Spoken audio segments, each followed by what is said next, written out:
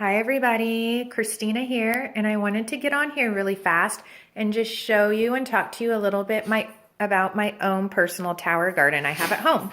So I moved my tower garden in from outside about 2.5, maybe 3 weeks ago, I'm not sure.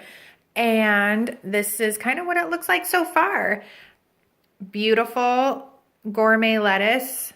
Right here is spicy greens, so it'll have a little bit of kick. I have beautiful chard growing awesomely. And so what I want to talk to you about is basically, first, I'll talk to you about how it works. So the motor is off right now. I have it on a 15 on, 15 off. And that is the preferred, oh, it's coming on right now. That's the preferred timing when you move it indoors and for summer. Since I live in Tennessee, it's still a little bit warm outside. And so when it starts cooling down, I will switch it on to 15 on, 30 off.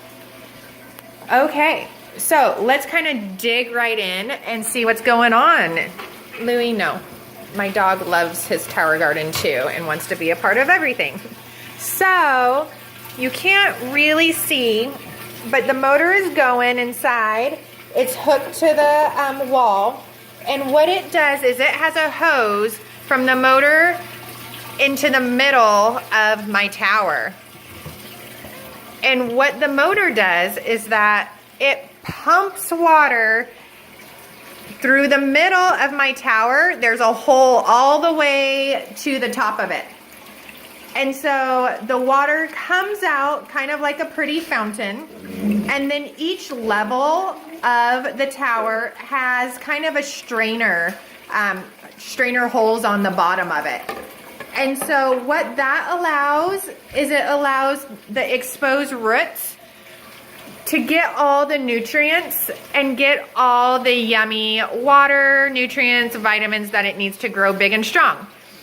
We don't have to worry about harsh chemicals or fertilizer. It's just, you could pluck it off and it's ready to eat. So I will, let's see if I could, Louie, no. See if I can take this out.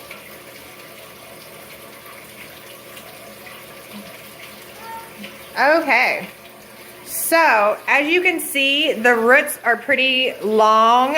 Louie's gonna eat my roots.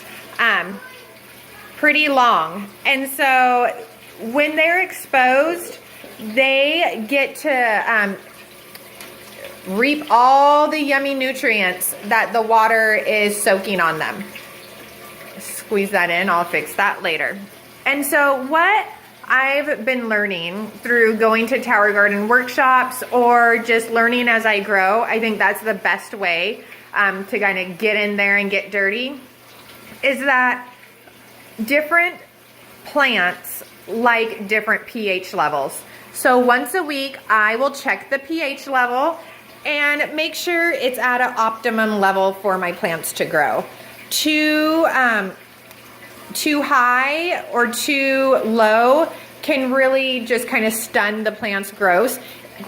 It's only once a week. It takes me seriously about maybe 2 to 5 minutes, and 5 minutes if I have to recheck it.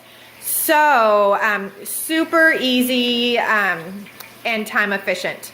What else can I say about it? I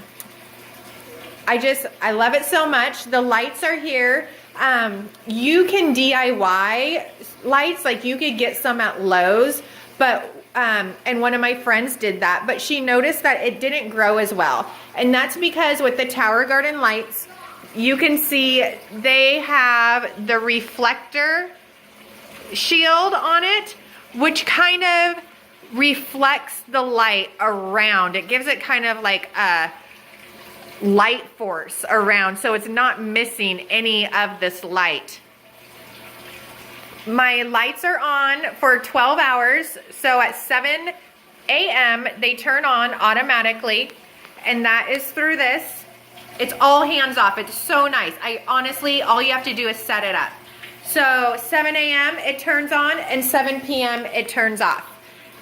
So I could even take a picture tonight when the lights are on because it's getting dark here a little bit earlier. And there's just like a magical glow from my living room, from my dining room. It's pretty awesome.